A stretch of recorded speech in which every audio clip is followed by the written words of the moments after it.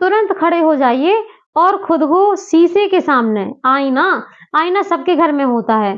वैसे तो हम लोग आईने का उपयोग करते ही हैं, साज-सज्जा के लिए देखते हैं, खुद को निहारते हैं, पर आज आपको मेरे कहे अनुसार उसके सामने खड़ा होना है और खुद से प्रश्न करना है कि जिस वक़्त आपका पढ़ाई में मन नहीं लग रहा है, उस वक़्त उस क्षेत्र में पढ़ने वाले, तैयार करने वाले विद्यार्थी कई गुना आपसे आगे जा रहे हैं और यदि आप इस समय पढ़ाई नहीं करेंगे, तो आप कहीं न कहीं पीछे रह जाएँगे। ये सवाल आप जब भी अपने आप से करेंगे, तो वहाँ से ज़रूर कोई उत्तर आएगा और जो उत्तर आता है, यदि आप उस आंसर से संतुष्ट हैं, तो ठीक है, उसी क्षेत्र में आप तैयारी करना शुरू कर दीजिए। आपका जब भी मन करे, जहाँ भी मन करे पढ़ने का, आप तुरंत पढ़ने के लिए तैयार हो जाइए। मतलब पढ़ाई के लिए कभी खुद को इग्नोर नहीं करना है। क्योंकि लक्ष्य जो है हमारा एक सरकारी जॉब हमको पाकर ही रहनी है। हमने बहुत समय निकाल दिया है ये सोचने में, अच्छा तो ये तो हुई पढ़ाई से संबंधित बात कि चलिए हमारा पढ़ाई में मन नहीं लगता है, इसको कैसे लगाएँ?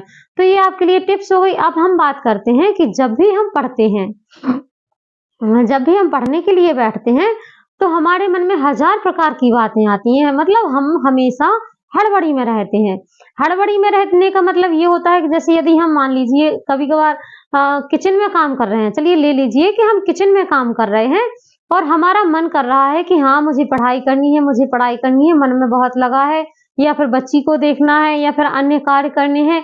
बहुत ही मन में सवाल आ रहे हैं। इस प्रकार से आप ना तो किचन का वह कार्य लगन से कर पा रहे हैं और ना ही आप पढ़ाई में ठीक से कर पा रहे हैं। मतलब आप पूरी तरह से खुद को हड़बड़ी में महसूस कर रहे हैं। तो आपको ये नहीं करना है, क्योंकि ऐसे ही तो सारी ज़िंदगी निकल जाएगी। ऐसी हड़बड़ी हमारी ज़िंदगी में हमेशा बनी रहने वाली है।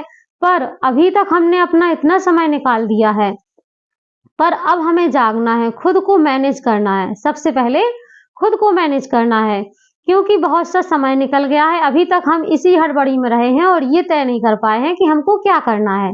तो अब आपने एक बार ठान लिया तो ठान लिया, आपको पढ़कर सफलता प्राप्त करनी है, तो करनी ही है, वो कैसे भी मिले। इसके लिए मैं क्या करती हूँ, मैं जब भी किचन में जाती हूँ, तो समय देख लेती हूँ। हर काम के लिए मैंने एक अपना समय निश्चित कर रखा है कि मुझे इस समय ये कार्य खत्म करना है तो करना ही है। कैसे भी करके मुझे यही कार्य करना है, इसके बीच में मैं बिल्कुल भी ब्रेक नहीं लेती।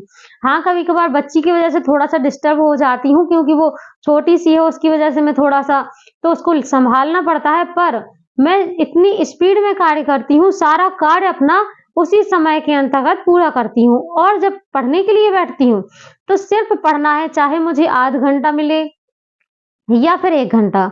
मुझे पढ़ना है तो बस पढ़ना है। उस समय कोई भी कार्य पड़ा रहे, मुझे उससे कोई मतलब नहीं है। मुझे पढ़ाई करनी है तो करनी है। मैंने अपना इस प्रकार से लक्ष्य बना लिया है और इसी प्रकार से आपको भी बताना चाहूँगी कि यदि आप लोग अपने समय को अपने समय को मैनेज करेंगे, अपने प्रत्येक कार्य को आप क्या करिएगा, आप जब भी रात में सोते हैं तो सोने से पहले आप अपना एक समय निर्धारित कर लीजिए कि मुझे सुबह से उठ के क्या करना है, कितना टॉपिक याद करना है, कितना कौन-सा सब्जेक्ट पढ़ना है और कितने कामों को कितने समय के अंतर्गत खत्म करना है। जब आप अपनी ये समय सारणी तय कर लेंगे, तो आप एक ना एक दिन अपने लक्ष्य को प्राप्त ज़रूर कर लेंगे, क्योंकि हमने पढ़ाई तो सारी कर रखी है। जब पढ़ाई इतनी कर रखी है और अभी तक हमें इन कार्य से छुटकारा नहीं मिला है। मान लीजिए कि हम हमेशा दूसरों के लिए समय देते आए हैं, सबका सोचते आए हैं कि कहीं ऐसा नहीं कि मैं ये ना करूँ तो इसको बुरा लग जाए, वो ना करूँ तो उसको बुरा लग जाए। 2 प्रकार के लोग होते हैं। आपने देखा होगा कि आजकल लड़कियाँ और लड़के इतने तेज़ होते हैं कि उनको कोई मतलब नहीं रहता। कोई उनके बारे में कुछ भी बोले, उनको कोई फ़र्क नहीं पड़ता। लेकिन आज के टाइम पे आगे कौन है? वही इंसान है और पीछे कौन रह जाता है? हम जैसे लोग, जो दुनिया समाज के बारे में ये सोचते हैं कि मैं ऐसा करूँगी तो इसको बुरा ना लग जाए, उसको बुरा ना लग जाए। यही सोच की थोड़ी-सी मैं भी हूँ, इसलिए आज तक मुझे लगता है कि मैं नहीं जागी थी। पर अब मैंने खुद को इतना मोटिवेट कर लिया है कि आप लोगों के सामने कुछ ही समय के बाद मैं एक मिसाल बनकर आने वाली हूँ।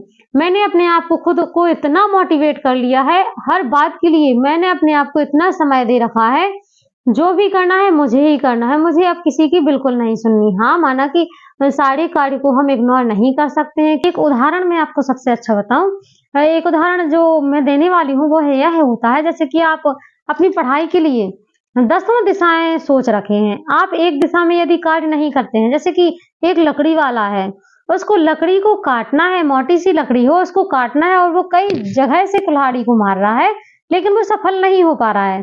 और वहीं पे दूसरा व्यक्ति जो है, वो एक ही लकड़ी को एक ही दिशा में बार-बार काट रहा है। हाँ, भले ही बार-बार वो थक जाता है, थोड़ा-सा रेस्ट ले लेता है, खुद को थोड़ा-सा रिलैक्स फ़ील करवा लेता है, लेकिन जब भी उठता है, तो एक ही जगह पे उसको वार करता है। इसी प्रकार से हमें भी अपनी पढ़ाई के लिए यही करना है कि हम भले ही थोड़ा-सा थक गए हैं, हाँ, जागे हैं, थोड़े दिन बाद जागे हैं, लेकिन एक दिशा में हमको अपनी पढ़ाई करते रहना है। ऐसा नहीं करना है कि आज हमने इस क्षेत्र में तैयारी कर दी, कल हम उस क्षेत्र में चले गए, ऐसा बिल्कुल भी नहीं करना है। यदि आप ऐसा करेंगे तो अपनी पढ़ाई से बहुत दूर हो जाएँगे, अपने लक्ष्य प्राप्ति से बहुत दूर हो जाएँगे क्योंकि आप यदि दसों दिशाओं में कार्य करेंगे, तो आपको सफलता मिलनी थोड़ी-सी मुश्किल हो जाएगी। इसलिए आपको ये कहना बताना चाहती हूँ इसके माध्यम से कि आप यदि पढ़ाई कर रहे हैं, तो आप एक ही दिशा में अपनी पढ़ाई करिए। जब आप उस लक्ष्य को प्राप्त कर लेते हैं, तो आप दूसरी दिशा में अपना जो आपने सोच रखा है भविष्य, उसमें आप जा सकते हैं। तो कहने का मतलब यही है, सबसे पहले आपको एक समय सारणी निर्धारित करनी है। जब आप यह कर लेंगे, तो 100% आपको सफलता मिलने वाली है। आज के लिए इतना ही, कोई बात होगी तो कमेंट के माध्यम से मिलते हैं अगली वीडियो में।